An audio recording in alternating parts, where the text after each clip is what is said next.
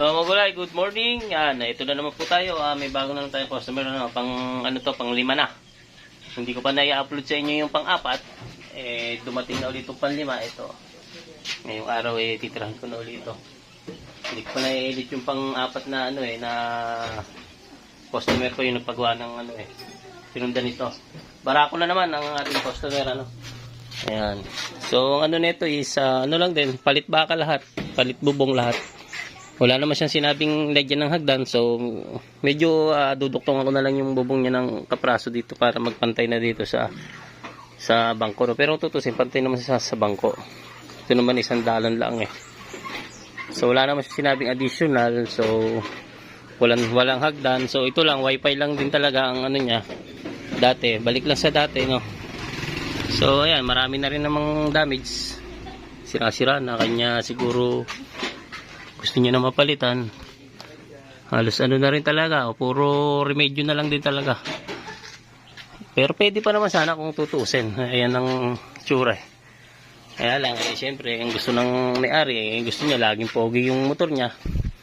Kaya, ipapadali niya na. So, magulay. Ganun na ang proseso. Umpisahan ko na at ikakat ko lang lahat yung mga ano niya para mabaklas. Tapos, assemble lang uli. Yun, update ko na lang kayo pagka medyo uma-assemble na ako ng ano, mga bakal na pambubong dito.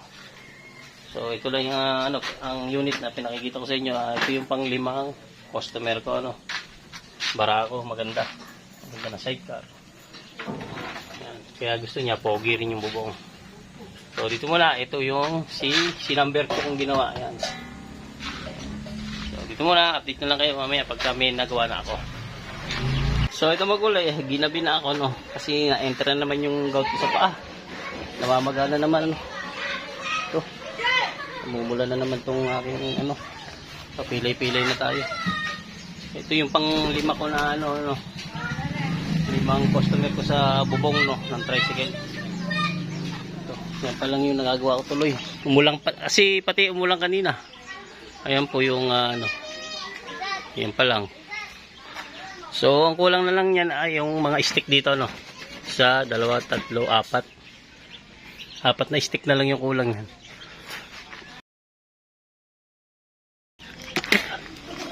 Siguro, aabutin na ito ng bukas siguro bago matapos at nakirot na yung paa ko Nalagyan ko na lang yan ng stick ngayon. Tapos, kung kaya ko pang pinturahan ko.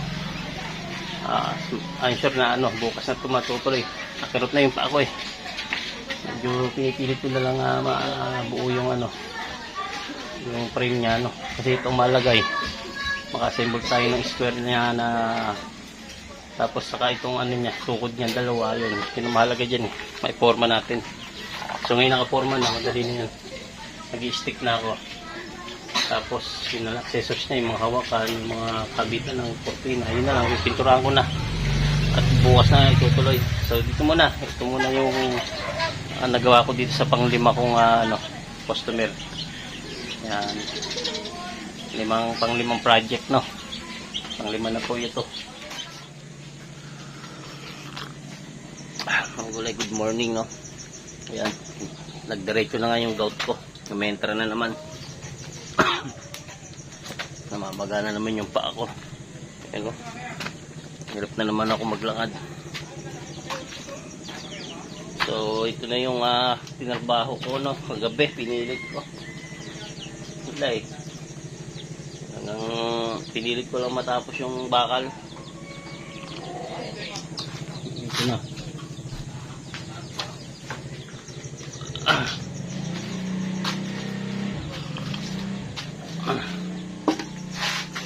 Yan, pinilit ko lang talaga siya matapos kagabi. Nasakit talaga pa ako ayan naman.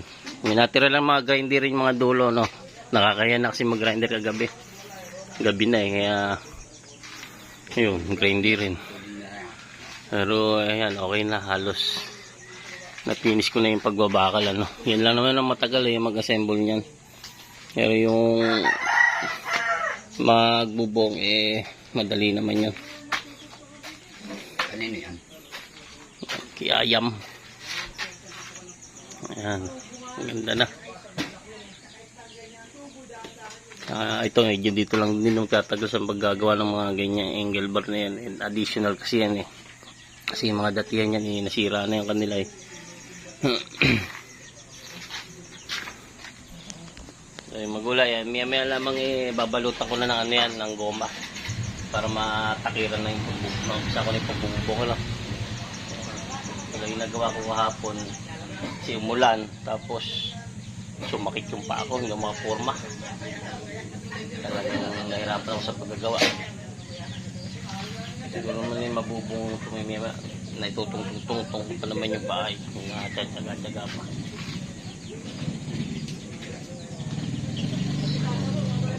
Tibay na. Tuntuan na may kanya, binisita kahapon. Ito muna, magulay. So ito magulay, nakapag ano na ako, leather na ako, no? Yung pang ilalim. So katatapos na maglagay ng belt dito, no, yung goma, yung pamakuan, ano. So ito na yung itsura. O, ayan, no, ito yung goma na tinatalian ng plastic cover na ginupit, ano. Ayan. Tapos ito yung unang ilalagay natin pagkatapos natin magtali ng gomang pamakuan, ano. Ayan ang ilalim niya. Ayan, makinis na. So ayan, babaw. So ang kulang yan ay sinepa, foam, tapos ito cover uli sa ibabaw, tapos yung belt na. Ito yung sinepa nya. Ang sinepa ay 230 ang sinepa. Ang belt naman ay 70. Ito belt, ito yung belt. Ito yung sinepa na ilalagay natin dito sa gilid, ano. Yan, yung panggilid halos yan sa mga baybay gilid na yan. Yan yun, sinepa. So update ko lang kayo pagka na-finish ko na ito magulay. So magulay, finish na.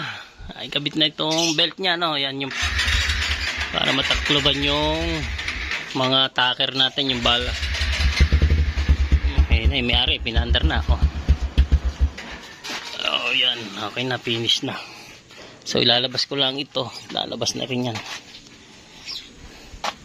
Ay hindi, abante na lang pala. So kunin mo yung susi ng motor natin. Kunin mo yung susi. Doon, sa lamesa. Kunin mo din.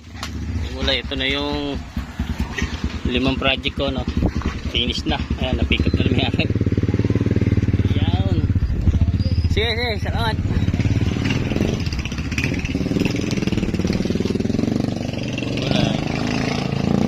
Tayo na another project na naman.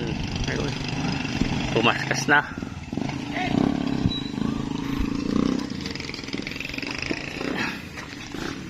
Medyo masakit talaga pa ako.